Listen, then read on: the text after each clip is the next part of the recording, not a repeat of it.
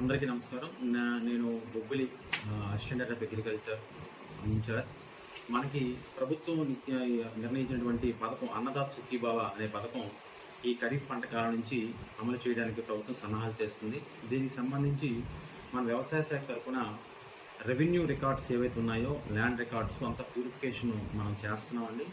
దీంట్లో ప్రధానంగా ఈ పథకం యొక్క ముఖ్య ఉద్దేశం ప్రతి ఫ్యామిలీ అంటే రైతు కుటుంబానికి 20,000 రూపాయలు చొప్పున సంవత్సరానికి 3 విడతల్లో ఇవ్వాలని ప్రభుత్వం నిర్ణయించింది. ఈ 20,000 రూపాయల్లో 6,000 రూపాయలు ఆల్రెడీ కేంద్ర ప్రభుత్వం 6,000 రూపాయలు ఖరీఫ్ అనమాట.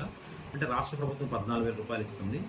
దీనికి పథకానికి అర్హులు ఎవరంటే ప్రధానంగా ఆన్లైన్లో భూమి ఉండి, వెబ్ల్యాండ్ భూమి ఉండి, దానికి ఆధార్ కార్డు లింక్ అయి ఉండాలి.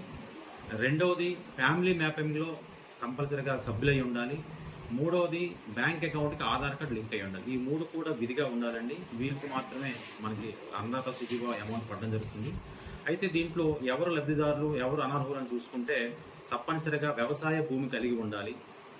అదేవిధంగా రాష్ట్రంలో రైతు అయి ఉండాలి. పోతే అనర్హులు ఎవరంటే మనకి ఉద్యోగస్తులు కానీ, పెన్షనర్లు కానీ, అదేవిధంగా రాజకీయ అంటే ప్రస్తుత లేదా మాజీ ఎమ్మెల్యేలు కానీ, ఎమ్మెల్సీలు కానీ, ఎంపీలు కానీ అర్హులు కాదు. అదేవిధంగా లాయర్లు, డాక్టర్లు కూడా అర్హులు కాదు. కుటుంబానికి ఒకరికి మాత్రమే లబ్ధి చేకూరుస్తుంది. కాబట్టి ఈ అవకాశం మనం రైతు సేవా కేంద్రాల్లో మన వ్యవసాయ శాఖ సిబ్బంది ఈ ల్యాండ్ రికార్డ్స్ వెరిఫికేషన్ అంటూ జరుగుతుందండి. కాబట్టి రైతులు ఎవరైతే వెబ్ల్యాండ్ డేటా ఉన్న వాళ్ళు రైతులు ఉన్నారో ఒకసారి రైతు సేవా కేంద్రానికి వెళ్ళి వాటిని పరిశీలించుకొని సరైన రికార్డులు అంటే 1B, పట్టాదారు passbook, Aadhaar card, bank account number అనేవి మీ రైతు సేవా కేంద్ర సిబ్బందికి ఇవ్వగలిగితే వాటిని మీకు వెరిఫై చేసి ఆన్లైన్లో పెట్టడం జరుగుతుంది. అన్నదాత సుఖీభావ పథకం అనేది మనం ఈ నెల 20వ తారీఖులోగా ఈ వెరిఫికేషన్ అంటే మన వ్యవసాయ శాఖ సిబ్బంది గ్రామాల్లో చేస్తారు. కాబట్టి 20వ తారీఖులోగా మనం ఈ కార్యక్రమం అంటే వెరిఫికేషన్ పూర్తి చేసుకోవాలి. మళ్ళీ 20 తర్వాత ఎవరైతే ఎలిజిబుల్ అవుతారో వాళ్ళ లిస్ట్ మళ్ళీ మనకు వచ్చిన తర్వాత వ్యక్తిగతంగా మళ్ళీ బయోమెట్రిక్ కూడా వేయవలసి ఈకేవై చేయాలి. అప్పుడు మళ్ళీ మనం రైతులందరినీ కూడా రైతు సేవా కేంద్రం పిలుస్తాము.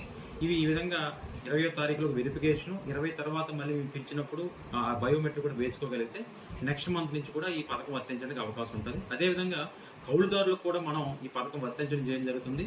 కౌలుదారు గుర్తింపు కార్డు అనేది తప్పనిసరిగా రెవెన్యూ శాఖ నుంచి తీసుకోవాలి.